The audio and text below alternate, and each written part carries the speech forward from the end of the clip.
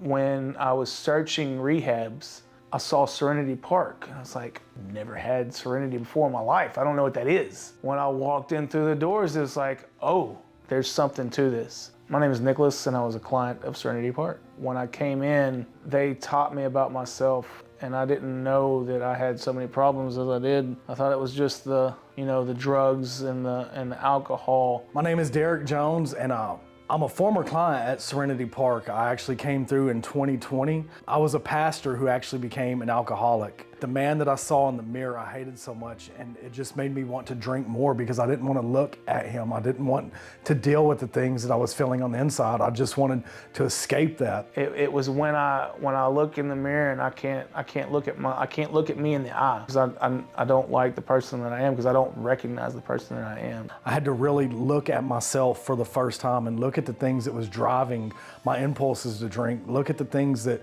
I was holding within and start feeling the things that I didn't want to feel, but they were there with me to walk through that in those early stages where it was still so intense. So I had to look in the mirror and change those words in my head, say, I love you. And at first it was like, I love you, over and over again. It's like, all right, man, there's some wild things, man. We've been through a lot. I still love you. Hi, I'm Michelle Strahan. I am the Director of Admissions for Serenity Park. It's a difficult conversation to have, to pick up the phone and ask someone for help. And my position is just to kind of tee the ball up for our incredible staff to continue on from there.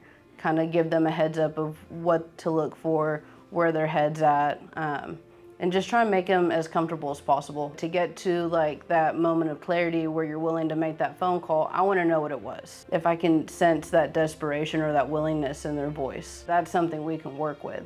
That's where your life changes, when you get to that jumping off point where you don't want to keep doing what you're doing, but you have no idea what lies on the other side of it. So yeah, my name is Josh Foster. I am the Clinical Operations Specialist here at Serenity Park. Man, I love this staff. I know it's cliche to say that it's like a family around here, but it really is. Everybody here loves their job. We love helping people. We love working alongside of the team that we have here. About 98% of our staff is in long-term recovery. Relatability, I think, is a big key for people that are early in recovery themselves. There's a lot of long-term sobriety here, people that know what it's like. And that's what worked for me, was having people that had been in my shoes before and didn't just take a clinical aspect of it, but could use the clinical side and their own lived experience to kind of mesh together. These people know what I'm going through. Being a peer or having lived experience, it's like talking with somebody, you know what they're going through. You can actually sit down and be like, yeah, here's what I did, here's where I'm at now, here's how I got better. If you are focused on trying to get better and you are genuine about it, let them guide you and you will be able to pull yourself out. I mean, I think if the folks here had not gone through this themselves, I wouldn't have respected it. If it was just like a teacher or a pulpit, there's a support structure and a safety from the staff and the people here, that's really good and needed. That's one of the lasting impacts for sure. Aside from the cognitive behavioral therapy and the individual therapy sessions in the group and the skills to not drink, but my mental health problems were addressed. And I think that's something I owe a huge debt of gratitude for as well. When you go to a place where they have lived experience, most of them are in recovery themselves, and they care about you, that helps you to know, I'm valued, I'm appreciated, my life means something because this person cares about me. Even though maybe I don't care about myself right now, when the staff is showing that level of care for you and you can feel the care of others, then you can find the beginnings of loving yourself again because someone else is caring about you. There was great staff here that was able to help me get through difficult times, because I definitely was going through a lot of different things that I needed help with. Serenity Park was a rehab that I picked out because I needed serenity, I needed some peace, and I needed to go to a place that had that. Game area, a living room, so it almost has like a homey type feel. We got basketball court, we just opened a gym out back, and so I think it just lends itself to being a very, for lack of a better word, serene environment, and I think that really helps people that stay here to get help for the 60 days really feel comfortable in this environment.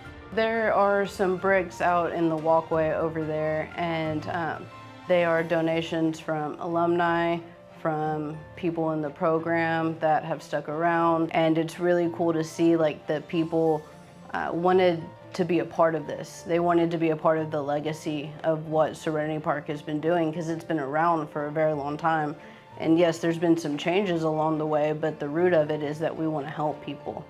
And it's a really cool kind of stepping stone of like, it's something tangible that you can see. All of the plants that are all over the window sills that people take care of. I didn't know how to take care of anything. I've taken some clippings from these plants, and it's sprouted and fostered and grown, you know, at my house. And I've seen clients when they graduate take a clipping too, and you know, start to take care of something while you're here. And then you can see when you get out of like, if I put care into this, I can watch it grow, and then you relate it to yourself. Each person gets the individualized care that they need as far as their medical needs go, as far as their clinical needs go. It's important for you to have some care that is personalized to your needs. Serenity Park is home. I have coworkers here that I consider my family, my very best friends. I really love working here.